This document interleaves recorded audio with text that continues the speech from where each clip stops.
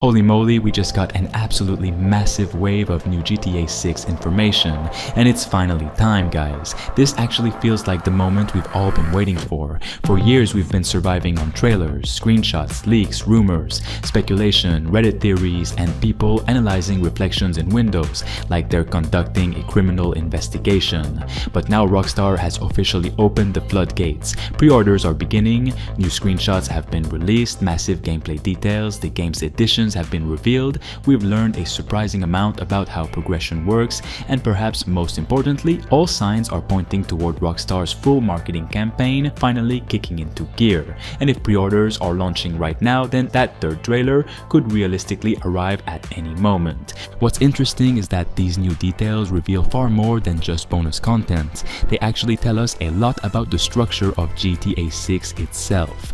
One of the biggest discoveries is that Rockstar appears to be bringing back chapter-based progression similar to Red Dead Redemption 2.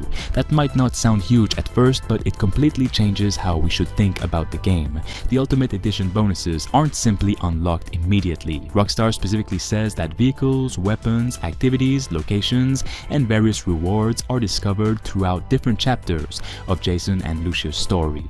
That strongly suggests GTA 6 is once again structured as a large narrative journey that evolves over time rather than simply throwing every mechanic and feature at players from the start. If that's true, then Rockstar may be building something much closer to Red Dead Redemption 2's storytelling philosophy than GTA 5's approach. And honestly, that makes a lot of sense when you think about everything we've learned about Jason and Lucia so far. Rockstar has repeatedly emphasized that this is a story about two people trying to survive inside an increasingly dangerous criminal world. Having chapter progression allows relationships, locations, businesses, weapons, vehicles, and even entire gameplay systems to evolve naturally alongside the narrative. Instead of simply becoming rich overnight, players may actually have to build their criminal empire piece by piece throughout the campaign. The screenshots from the Ultimate Edition content also reveal something else that I think many people are overlooking. GTA 6 looks absolutely packed with side activities and optional content. We're talking about restoring abandoned classic cars, tracking down hidden project vehicles, customizing them, running jobs for local fixers, finding exclusive vehicles, discovering special garages, visiting entirely unique businesses, collecting apparel, tattoos, hairstyles, weapons, and much more. It feels like Rockstar isn't simply building a larger map, they're building a world that constantly gives players reasons to explore every corner of Leonida.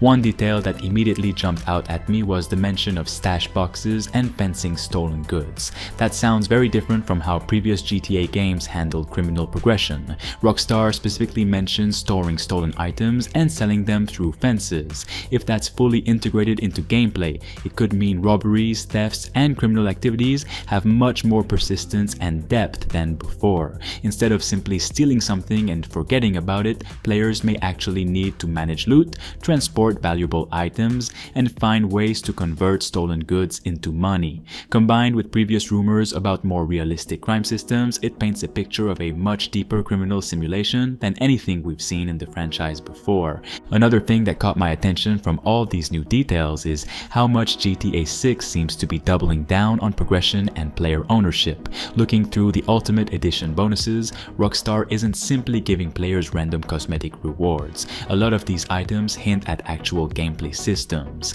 The fact that safe houses contain weapon lockers, stash boxes, garages, vehicle storage, and places to deposit stolen goods suggests we're going to spend a lot more time building up our operations than we did in GTA 5. Jason and Lucia aren't just moving from mission to mission. It looks like they're gradually building a criminal life across Leonida. The mention of restoring abandoned classic cars is also interesting because it sounds very different from simply buying vehicles online like in GTA Online. Rockstar specifically talks about finding project cars, rebuilding them, and bringing them back to life. That immediately reminds me of some of the slower progression mechanics from Red Dead Redemption 2, where you became attached to certain horses, weapons, and equipment over time. If GTA 6 applies that philosophy to vehicles, it could make garages feel far more personal than they've ever been before. Even the new screenshots continue pointing toward a much more interactive world. We see dedicated tattoo parlors, salons, clothing stores, customization shops, garages, weapon lockers, storage locations, factions, and multiple criminal businesses. Individually, those details might seem small, but together they suggest that Rockstar wants players spending a lot of time living inside this world rather than simply racing between story missions. One of the most overlooked details from the newest information is the fact that many of the Ultimate Edition rewards are unlocked throughout different chapters of the story. That strongly suggests Rockstar is once again building a narrative where Jason and Lucia gradually gain access to new opportunities, locations, contacts, vehicles, and activities as their criminal careers evolve. If that's true, GTA 6 may end up feeling much more like Red Dead Redemption 2's progression system than GTA 5's approach.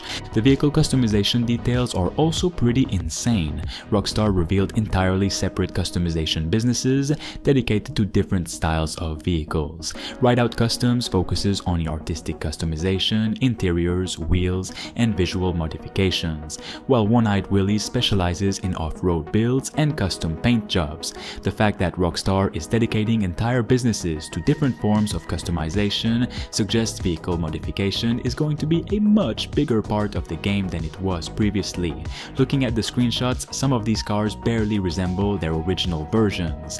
The screenshots themselves also continue reinforcing something we've been seeing ever since Trailer 2 released. The density of the world is absolutely ridiculous. Every image seems packed with detail. Streets feel alive, buildings feel inhabited, vehicles feel varied. NPCs look far more natural than anything Rockstar has done before. Even simple screenshots of garages, clothing stores, tattoo shops, and safe houses contain more environmental detail than entire sections of older open-world games. At this point, Rockstar isn't really competing with other open-world games anymore. They're competing against expectations that they themselves created. Because let's be honest, Rockstar isn't going to launch pre-orders, begin its global marketing campaign, reveal editions, showcase bonuses, update websites, release dozens of new screenshots, and then stay silent for months. That simply isn't how Rockstar operates. The timing strongly suggests we're entering the final marketing phase before launch. Whether that means the next trailer arrives days from now, later this week, or shortly afterward remains to be seen, but the signs are becoming impossible to ignore. What's funny is that even after all these screenshots and new information, Rockstar still hasn't shown very much. We still haven't seen a proper gameplay demonstration, we still haven't seen the full progression system, we still don't fully understand how crimes work, we don't know how businesses operate, we don't know how police systems function, we don't know how much of the world is explorable, we don't know how many activities exist, we don't know how online will evolve after launch, and yet somehow every new reveal makes the game look even bigger.